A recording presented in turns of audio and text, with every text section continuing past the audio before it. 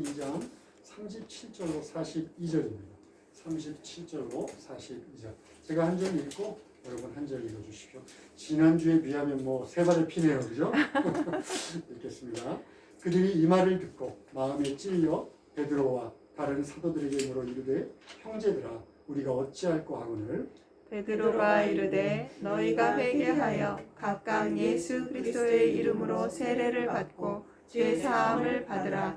그리하면 성령의 선물을 받으리니. 이 약속은 너희와 너희 자녀와 모든 먼데 사람 곧 주 우리 하나님이 얼마든지 부르시는 자들에게 하신 것이라 하고, 또 여러 가지 확증하여 권하여 이르되 너희가 이 패역한 세대에서 구원을 받으라 하니. 그 말을 받은 사람들은 세례를 받음에 이날의 신도의 수가 3천이나 더하더라.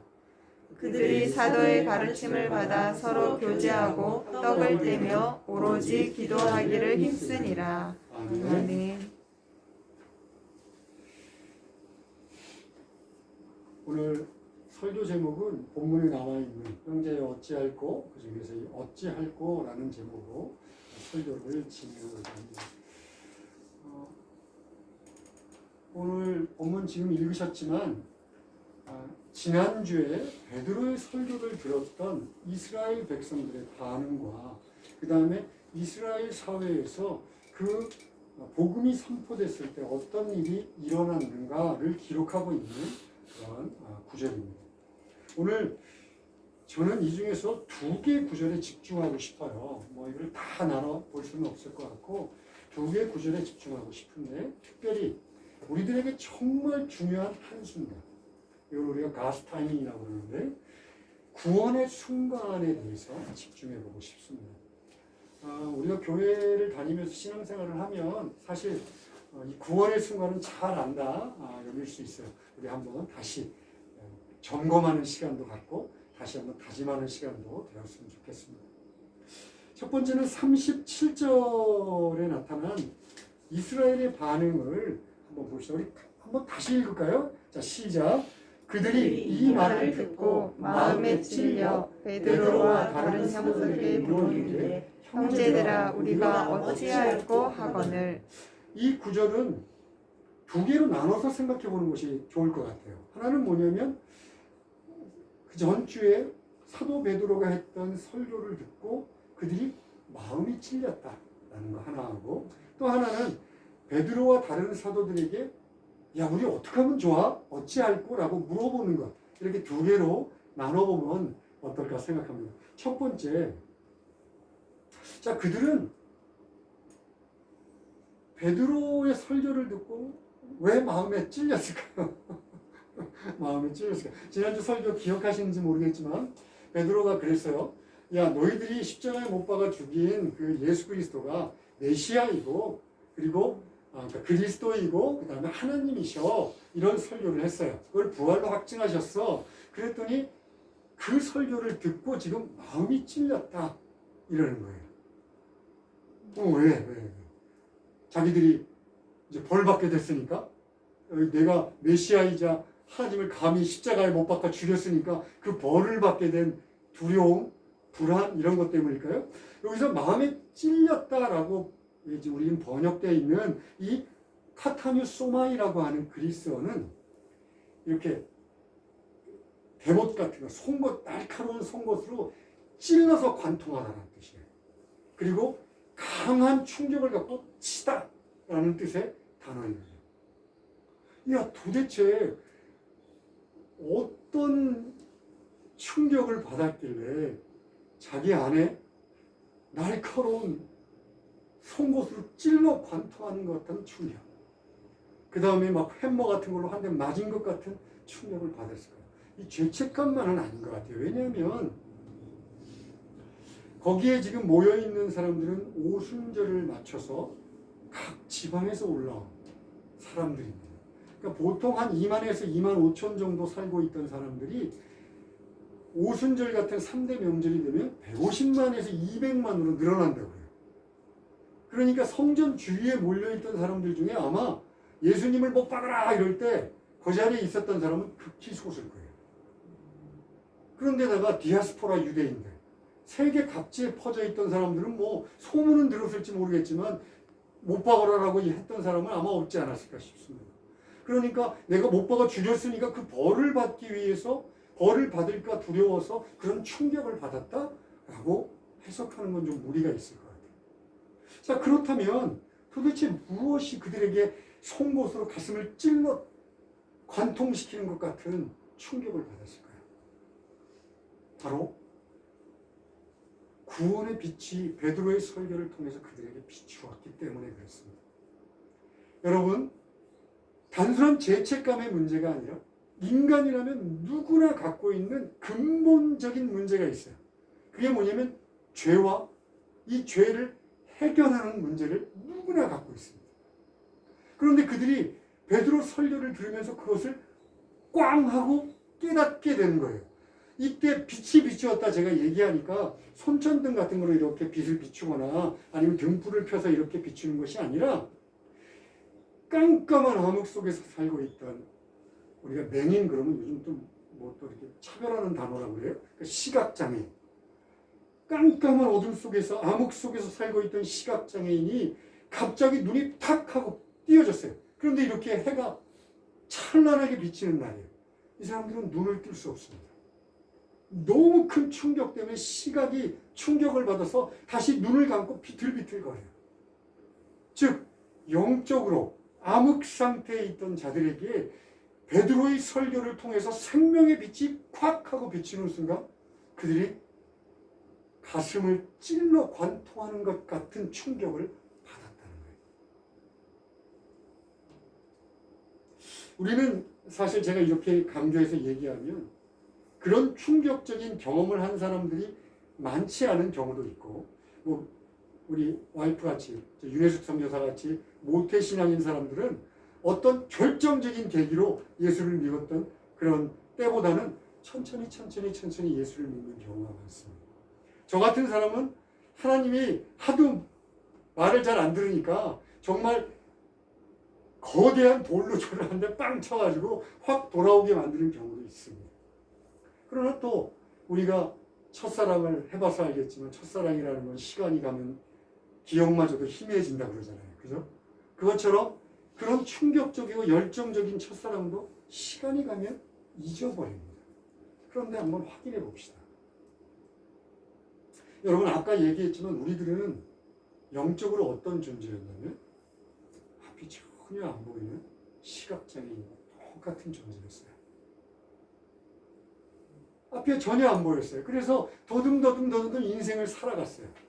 그런데 누구나, 인간이라면 누구나 어느 순간 불현듯 찾아옵니다. 인생이 공허하다. 야, 뭔가 더 중요한 뭔가 있을 것 같은데. 그리고 그것을 그거는 삶이 고난일 수도 있겠고요. 아니면 어떤 뭐 충격적인 사건을 통해서 공허함을 느낄 수도 있어요. 그러나 그거와 상관없이 아주 어린 아이들도, 이제 초등학교 막 들어갈까 말까 하는 아이들도 불현듯 찾아오는 불안감, 영적인 세계의 갈망들이 있어요. 인간이라면 누구나 있습니다.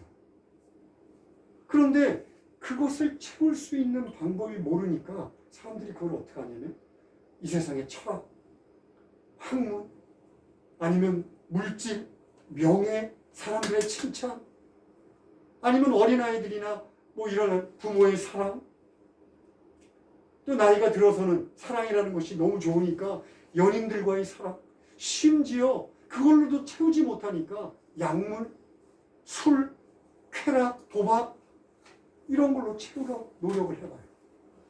그런데 채울 수 없어요. 그런 걸로 채우려고 더 바둥바둥 악을 쓸수록 점점 더 허무해지는 자신을 발견할 뿐입니다. 그때 복음이 딱 선포되는 순간 눈앞에 뭔가가 싹 거치는 기분이 들어요. 그리고 내 안에서 시원한 어떤 청량한 물이 샘솟는 것 같아요. 왜 그러냐면 아까 제가 말씀드렸던 그 모든 것들을 성경에서는 영적 타는 목마름이라고 해요. 내가 목이 말라서 막 타는 것 같아. 그래갖고 목말라고 뭔가를 막 갖다가 들이키는데 다 바닷물을 들이키는 것과 똑같아요. 소금물, 마시면 마실수록 더 목이 말라.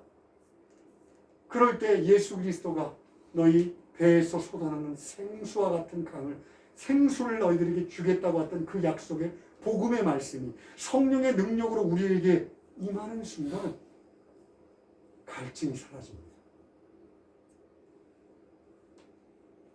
그런데 이 빛이요, 그냥 단순하게 예수 믿을 때만 있는 게 아니에요. 신앙생활을 하다 보면 예수 믿고 그런 첫사랑을 느끼고 예수 믿었어. 믿은 게 틀림없어. 그런데 신앙생활하면서 또 힘이 해져요. 아까 얘기했죠. 첫사랑은 시간이 지나면서 기억에서 사라진다. 네? 안 사라져? 아멘. 희미해지고 뭔가 고난이 닥치고 삶이 어려움이 생기고 또 인생이 누군가 비교를 하면서 뭔가 자기 밑에 자기가 뭔가 이루지 못하는 것 같은 그런 갈등을 느끼는 순간 다시 갈급함이 올라와요. 갈증이 또 솟아납니다. 그때 경험하시잖아요. 복음으로 돌아오니까. 기도하고 하나님께로 돌아오니까 대단했던 것들이 사라지면서 내 안에 다시 생수와도 같은 강이 솟아나는 경험. 여러분 이런 경험을 하셨으면요. 여러분들은 오늘 마음이 찔려 정도의 차이는 있을지 모르지만 근원적인 문제가 해결되는 마음이 찔려라고 하는 그 순간을 경험하신 거예요. 그런데 신앙생활하면서 한 번도 이런 경험을 안 해봤다. 그러면 멈춰 서십시오. 그 자리에 서서 뒤를 돌아보세요. 내가 도대체 뭘 믿고 있는 거지? 내가 뭘 믿고 있는 거야? 그리고 하나님께 기도하십시오. 여러분 신앙생활을 몇 년 했느냐가 문제가 아니고요. 교회에서 어떤 직분을 갖고 목사들도 신학교 나와서 목사가 됐음에도 그런 경험을 경험하지 못한 사람들이 있어요. 직분이 문제가 아닙니다. 그렇다면 멈춰서 무릎 꿇고 기도해요. 하나님 나를 만나 주십시오. 그래서 그 경험이 여러분들에게 있어야 돼요. 반복돼서도 좋고 강렬하게 한 번이라도 좋지만 있어야 합니다. 오늘 그 빛이 이 유대인들에게 비춘 거예요. 여러분 유대인들은요, 우리들이 생각하는 것 이상의 종교인입니다. 까다로운 율법들을 철저하게 지키려고 얼마나 노력하는지 몰라요. 일주일에 한 번씩 금식합니다. 매일 3번씩 기도해요. 헌금도 잘합니다. 봉사도 잘해요. 구제도 잘합니다. 왜? 그런 걸 통해서 구원을 받으려고 했습니까? 대단한 종교적 열심, 구원을 찾고자 하는 그 구도의 열심은 아마 우리들보다도 훨씬 더 강하고 불타오를 거예요. 그런 그들이 오늘 머리로 그냥 정말 큰 햄머로 한데 꽝 맞는 것처럼 꽝 하고 맞은 거예요. 아니네. 내가 그토록 소망하고 바라던 구원이 여기 있지 않았구나. 내가 그렇게 찾아 헤매던 것들이 거기 있지 않았구나. 베드로의 설교를 통해서 확 하고 다가왔어요. 종교적인 열심으로 얻을 수 없었던 것. 열심을 내면 열심을 낼수록 점점 더 멀리 가던 그 구원의 빛이 갑자기 성령의 은혜로 그들에게 임했습니다. 여러분 이거에 대해서 잘 나타내주는 요한복음 3장에 니고데모라는 사람이 있어요. 이 사람은 그러니까 유대인 사회를 이스라엘을 다스리는 게 70인 회의예요. 70인 회의. 이 70인 회의의 회원 중에 한 사람이었어요. 그리고 또 랍비, 그러니까 율법을 가르치는 교사였어요. 그러니까 무슨 말이에요? 사회적으로 성공했고 부자고 그리고 종교적으로도 어느 정도의 성취를 이룬 사람이에요. 근데 이 사람이 밤늦게 예수님을 싹 찾아와요. 왜 찾아왔을까요? 자기가 그런 위치에 있는데도 구원에 이르는 길을 모르겠어요. 그래갖고 예수님한테 물어봅니다.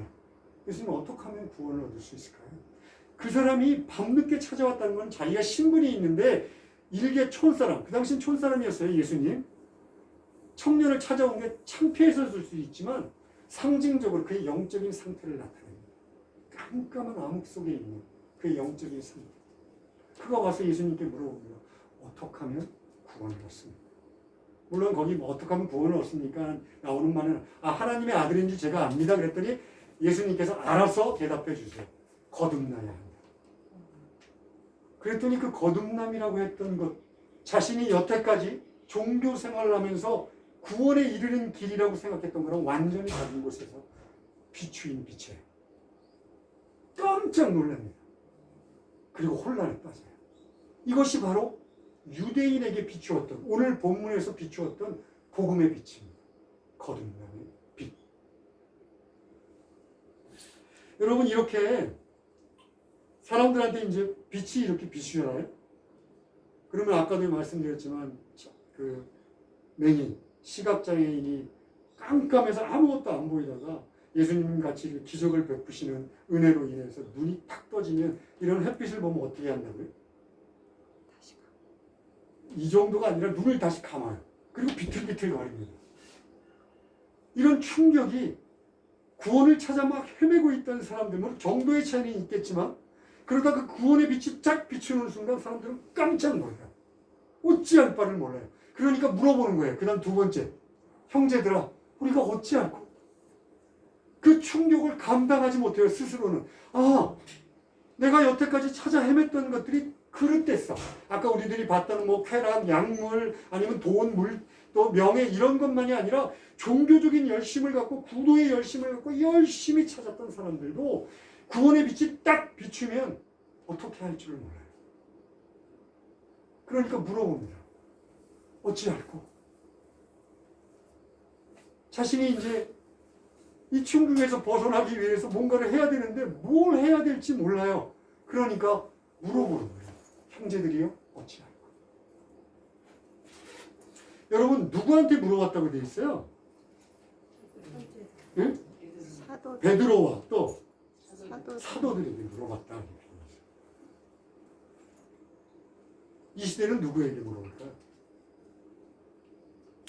사도들도 없어졌는데 큰일 났네. 목사나 말씀을 가르치는 사람입니다. 이 시대는요, 저와 여러분에게 물어봅니다. 여러분들 이미 복음의 빛이 비추어서 구원에 가는 길이 여러분들은 보이는 사람들이에요. 이걸 그리스도인이라고 합니다. 그리스도의 사람들이라는 뜻이에요.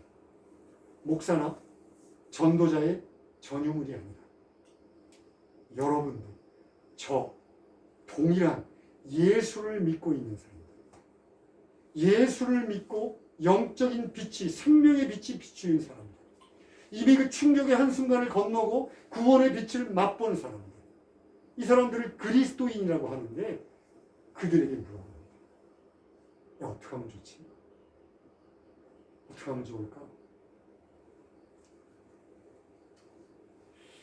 그런데 그들이 물어보면 여러분 대답을 할 준비를 해야 되잖아요.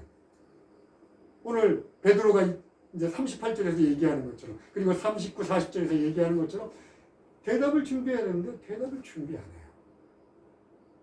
그러니까 어떻게 하냐면, 야, 교회 가자. 그리고 교회로 데려와요. 실제로 교회 통계에 보면 그렇게 왔던 사람들이 4주를 견디지 못하고 다 교회 밖으로 다시 나가는 경우가 부지기수입니다. 또 붙어 있어요. 사람들 관계, 또 무언가 때문에 교회 생활을 해요. 그리고 또 시간이 지나서 집사 직분도 받아요. 그런데 아까 얘기했죠. 충격의 순간을 경험하지 못해요. 복음이 선포가 안 돼버리니까. 그리고 그냥 그렇게 신앙생활을 하면서 종교생활이죠. 종교생활을 하면서 시간이 지나가는 사람들. 이 사람들을 무수히 보게 됩니다. 여러분, 저만 보나요? 여러분 주위에서도 많이 볼 거예요. 그러니 우리도 대답을 준비해야 돼요. 대답을. 어떤 대답일까요? 이 38절. 우리가 두 번째 살펴보기를 원하는 건데 이 38절이 바로 대답입니다. 보세요. 너희가 회개하여 각각 예수 그리스도의 이름으로 세례를 받고 죄사함을 받으라. 그리하면 성령을 선물로 받을 거야. 어려운 거 아니에요. 어려운 건 요 한 구절이에요. 요 한 구절. 자, 보세요. 회개해. 예수 그리스도의 이름으로 세례를 받아 그리고 죄사함을 받아 그리하면 성령의 선물을 받을 거야. 근데 요 38절에 제가 지금 읽은 부분은 설명이 좀 필요합니다. 회개라고 하는 것 자주자주 얘기하지만 자, 여태까지 내가 이쪽으로 가면 구원이 있을 거라고 생각했고 나의 공허함을 채우는 이런 것들을 있으면 나의 공허함을 채울 수 있을 거라고 생각했고 또 이런 것들이 있으면 내가 뭔가 놓치고 있던 것 내가 지금 뭔가 놓치고 있던 것을 다시 내 손으로 잡을 수 있을 거라고 생각하며 쫓아갔던 그들이 그 길이 생명의 빛이 딱 비추니까 이 길에는 생명이 없네? 라는 것을 깨닫게 돼요. 이것을 우리가 내가 죄를 깨닫는다 이렇게 생각해요. 그러면 회개는 뭐냐면 그렇다면 돌아서야지. 그렇잖아요. 내가 가면 저렇게 분명히 그 길이라고 생각하고 열심히 뛰어갔는데 뛰어가다 보니까 멸망의 길이야. 깨닫게 됐어. 그러면 그 충격을 받았다 하더라도 어떻게 해야 돼요? 돌아서야 될 거 아니에요. 이것을 회개라고 해요. 회개. 그 길로부터 완전히 돌아서서 하나님을 등지고 달려가던 길에서 하나님을 향하여 돌아서는 것. 이것을 회개라고 합니다. 예수 그리스도의 이름으로 세례를 받는다라고 하면 이것도 좀 설명이 필요해요. 예수 그리스도의 이름으로 세례를 받아야지 죄사함을 얻는구나. 이렇게 생각하기 쉽잖아요. 근데 그런 뜻이 아니라 그 당시 유대인들은 세례를 여러 가지 세례를 많이 받아요. 사도 요한이 베풀었던 세례 요한이 베풀었던 세례 그 세례는 예수님 믿고 우리들이 받는 세례가 아닙니다. 유대인들이 받았던 세례예요. 또 성전에 들어가기 위해서 깨끗이 씻음 받는 것 이것도 세례예요. 여러 가지 세례를 받습니다. 그런데 그런 세례는 아니야. 의미 없어. 그건 구약의 세례야. 이제 새로운 세례가 있는데 예수 그리스도를 믿는 거야. 라는 뜻이에요. 그러니까 죄에서 돌이켜서 예수를 믿으면 그 다음에 죄사함을 얻는데 그 죄사함을 얻고 난 다음에 여기서 성령의 선물이라고 되어 있는데 사실 원문을 자세히 보면 성령을 선물로 받아라. 무슨 얘기인지 아시죠? 성령의 선물 그러면 성령이 주는 어떤 은사들 방언의 은사, 치유의 은사 이런 것처럼 생각하기 쉬운데 성령의 은사가 아니라 성령을 은사로 받으라는 뜻이에요. 선물로 받으라. 제가 정리하겠습니다. 이건 여러분 머릿속에 기억 꼭 하셔야 돼요. 정리하겠습니다. 그리고 이 일은요. 지금 순서가 있는 것 같아요? 없대요? 없는 것 같아요? 있어요. 있잖아요. 근데 순서가 없는 얘기예요. 우리가 인간의 글이니까 그대로 이렇게 순서처럼 쓰고 있지만 동시에 일어나는 일입니다. 한 방에 팍 하고 일어나는 거예요. 그 일이 지금 선물이라는 뜻이에요. 선물. 한꺼번에 주는 선물. 내가 하나님 빛이 비추었어요. 내가 잘못 살고 있어. 하나님 잘못했습니다. 다시는 그 길로 가지 않고 하나님 쫓아 살겠습니다. 하는 순간 그리고 내가 예수 믿겠습니다. 하는 순간 성령이 임하고 나는 죄사함을 받는 거예요. 이것이 동시에 일어나는 거예요. 그러니까 여러분 이 말을 준비해야 돼요. 어떻게 했으면 좋겠냐? 교회 가자. 이것도 좋을 수 있어요. 가서 타다시안 교회라면 목사가 이 복음에 대해서 얘기할 테니까. 그것도 좋은 방법이지만 여러분 준비해야 합니다. 언니, 동생아, 먼저 죄를 회개해야 돼. 그리고 예수를 믿어. 그러면 예수를 믿는 순간 너의 죄는 깨끗하게 없어져. 그러면 너는 성령의 선물을 받는 거야. 이 간단한 말, 이게 바로 우리들이 잘 알고 있는 복음입니다. 복음. 교회 생활에서 요거 빼놓으면 아무것도 없어요. 그리고 이제 여기 보면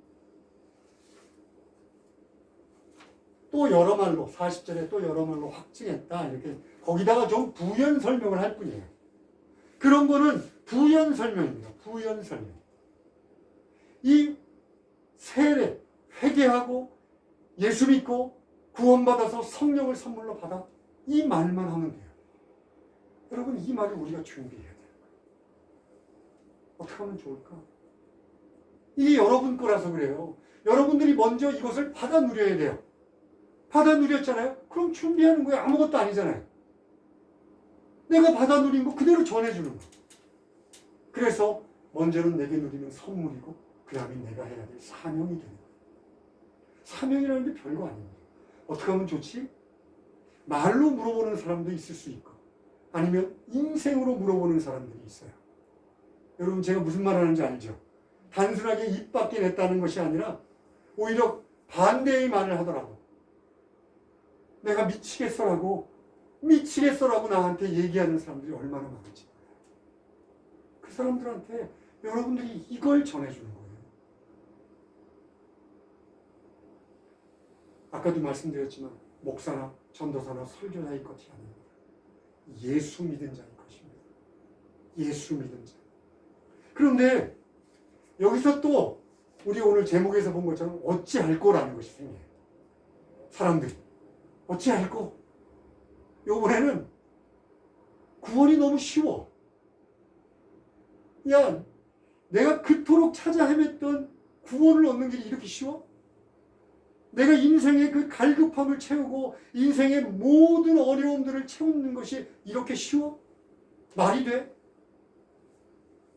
그럴 때 사람들은 주저해요. 왜냐하면 인간의 본성상 구원은 좀 더 그럴듯해 보여야 돼요. 즉 우리들이 어떤 대가를 지불해야지 그럴듯해 보여. 뭐 벽을 보고 한 3년 정도 면벽 수련을 한다든가 인도에 있는 요기들, 힌두교 그 요기 선생들, 그 선생들처럼 대못이 박힌 침상에서 뭐 몇십 년을 산다든가 아니면 옛날 카톨릭이 범죄했던 것처럼 면죄부를 돈을 다에게 엄청난 돈을 주고 그것을 산다든가 아니면 봉사를 열심히 하든가 세상을 위해서 구제를 많이 하든가 뭔가를 해야지 그럼 됐어 이렇게 하면 구원을 받을 수 있어 라고 얘기하는 것이 너무 인간의 본성에 맞아요. 그러니까 이 세상 종교는 다 뭐라 그래요? 열심히 해 애써 그래갖고 저 높은 데까지 올라가면 하나님이 잡아줄 거야. 그런데 우리들이 믿고 있는 종교는요 하나님이 내려오셔서 데리고 가신대요. 이게 너무 쉬워. 그러니까 사람들이 어떡하지? 이거 정말 진짜일까?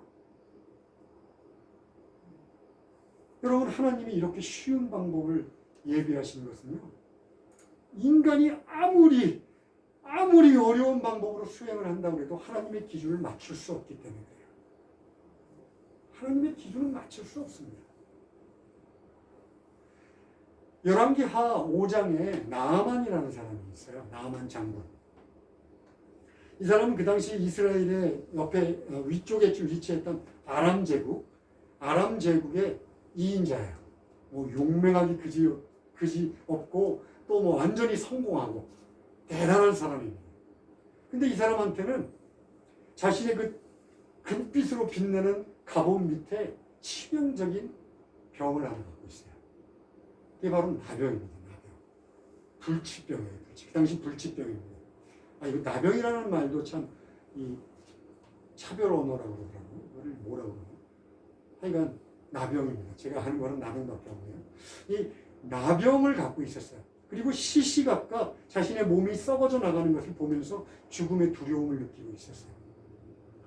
그런데 어느 날 이스라엘에서 잡아온 여종 하나가 우리 주인님 엘리사 선지자를 만나면 살 텐데 이런 말을 한 거예요. 그랬더니 깜깜한 어둠 속에 빛이 하나가 쫙 들어왔잖아요. 덜컥 잡습니다. 그리고 이스라엘에 가는데 돈다발을 챙겨갖고 가요. 지금 말대로. 막 금은 보석이야 막 폐물을 가지고 갑니다. 그리고 자기 왕 아람 제국의 왕한테 부탁해서 이스라엘 왕한테 편지 한번 써주세요. 전화 한번 넣어주세요. 그러는 거죠. 제가 가면 좀 나를 고치게 해달라고 좀 해주십시오. 이게 인간의 속성이에요. 분명히 하나님의 사람한테 가서 하나님의 치유를 받으라고 했는데 돈을 싸들고 갑니다. 또 권력을 가지고 뭔가를 하려고 해요. 이게 인간의 속성입니다. 그게 더 구원받는데 합당하다고 생각하는 인간에 속습니다. 그런데 뭐 왕한테 가봤자 아무 소용 없었어요. 결국 엘리사 앞으로 갑니다. 그 당시 선지자는 초라해요. 초라하게 삽니다. 초라한 대문 앞에 섰어요. 그런데 그러면 이제 엘리사가 막 뛰어나와서 아유 대장군 오셨냐고 이렇게 환영해 줘야 될 거 아니에요. 그런데 게하시라는 종을 한 명 딱 보내가지고 가서 요단강에 몸을 7번 씻어. 그럼 나만이 뭐라 그랬을까요? 자식이 장난해 막 불같이 화를 내면서 돌아가려고 합니다. 너무 쉬운 방법인 거예요. 그리고 자기가 홀대받았다고 생각해요. 그러니까 막 불같이 화를 내고 가려고 그러는데 이야 이 참 나만은 운이 좋은 사람이에요. 종들이 충원을 합니다. 장군님 그보다 더한 일을 시켜도 할 거 아니었나요? 그런데 가서 몸 7번 씻으라는다고 안 가려고 했어요. 그 말에 마음을 돌이킵니다. 그리고 7번 씻었어요. 어떻게 됐을까요? 낫죠. 구원은 이처럼 단순해요. 생명을 얻는 길은 이처럼 단순합니다. 하나님은 생명을 얻는 길을 어렵게 만들어 놓지 않았어요. 인간이 맞출 수 없으니까 어렵게 맞춰 놓으면 예를 들어서 예수님의 기준으로 맞춰 놨다고 생각합시다. 이 세상의 모든 사람이 십자가를 지고 죽어야 돼. 아무도 구원받을 수 없습니다. 그것도 범죄하지 않은 상태에서 십자가에 못 박아야 돼. 아무도 없죠. 아무도 없죠. 이처럼 구원은 너무나 간단하게 우리들에게 주어져요. 먼저 그렇다면 여러분 이것들을 우리가 누려야 합니다. 그러지 않을까요? 제가 저희 두 아들을 키울 때 뭔가 이제 아들한테 뭔가를 좀 주고 싶은 생각이 있어서 애들이 워낙에 평상시 좋아하던 것들을 알고 있으니까 그냥 갑자기 가가지고 뭐 생일도 아닌데 이렇게 사가지고 선물로 주면요. 걔들이 어떨까요? 걔들의 표정, 막 그 소리 지르는 음성 이것들이 사실 저는 아직도 생생해요. 뭐 아들 바보라서 그런지 모르지만 애들이 얼마나 좋아했던가 그런 것들이 가끔 떠올라요. 그런데 걔들이 그렇게 막 어떤 표정을 줬을까? 인상 팍 쓰면서 아빠 뭐 이런 걸 줬어. 그랬을까요? 아니죠.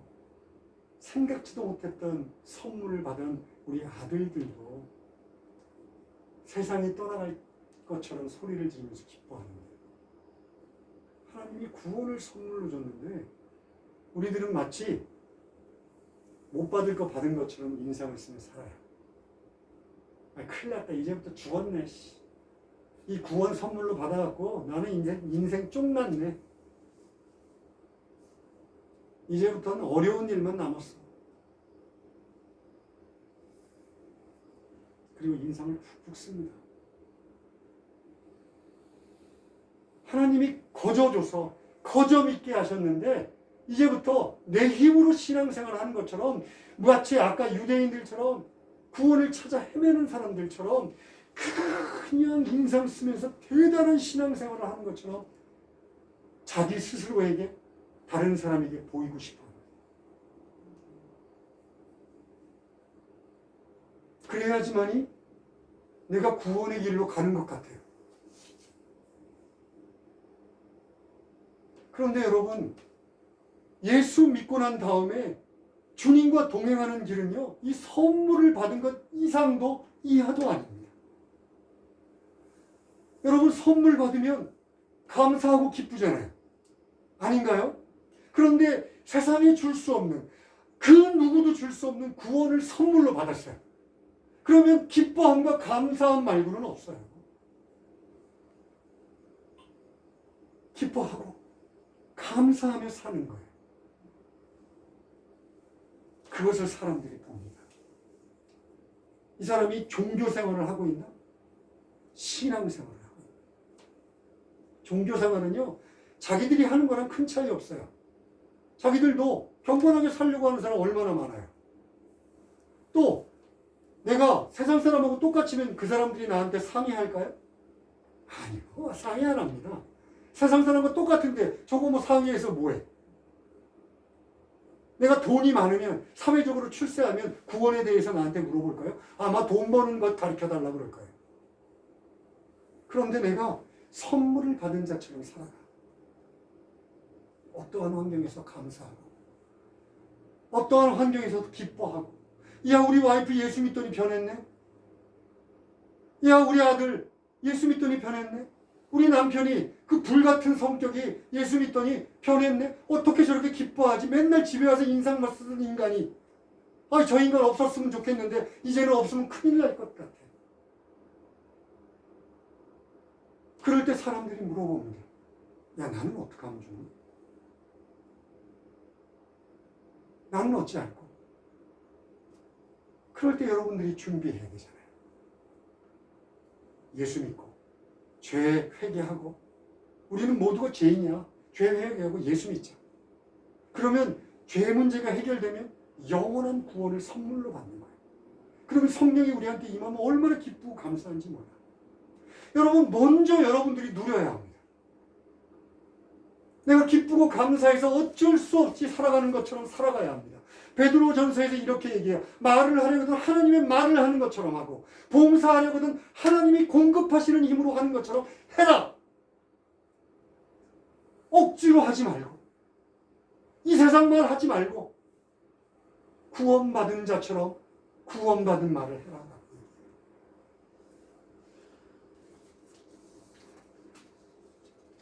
설교를 마무리하고자 합니다. 우리는 누구나 우리가 갖고 있는 이 기쁨의 이유에 대해서 우리가 갖고 있는 이 감사함의 이유에 대해서 그리고 또 무엇보다도 이 영원한 소망에 대해서 얘기할 준비를 하고 있어요. 첫 번째는 내 입으로 해야 합니다. 내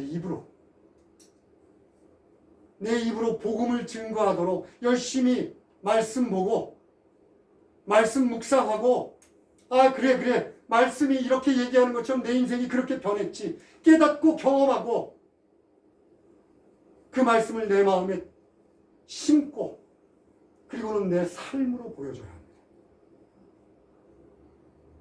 저 사람 예수 믿더니 변했네. 이제 죽을 때가 됐나 봐. 죽을 병에 걸리면 저렇게 변한다는데 예수 믿더니 변했네. 이게 오늘 본문에서 이스라엘 백성들이 베드로의 설교를 받고 변하여서 오늘 3천이나 더했던 우리와도 같은 자들 그들이 말씀의 가르침 서로 교제하고 오로지 기도하기를 힘썼던 바로 그들입니다. 그리고 여러분들 꼭 기억하시고 선물 받은 자처럼 살아갑시다. 기도합시다. 하나님 아버지, 저희들이 자주 잃어버립니다. 종교 생활을 하고 있는 경우가 얼마나 많은지 모릅니다. 예수님이 거저 주신 것, 거저 받은 것처럼 살아가야 되는데 마치 내가 열심히 일해서 내 의로운 행위로 뭔가를 얻은 것처럼 그렇게 살아가는 경우가 얼마나 많은지 모릅니다. 아버지 용서하여 주시고 다시 한번 마음을 다잡고 선물을 받아 누리는 기쁨과 감사가 넘치는 인생, 그렇게 영원한 소망을 붙잡은 사람으로 사는 인생 되게 하여 주시옵소서. 예수 그리스도의 이름으로 기도합니다. 아멘.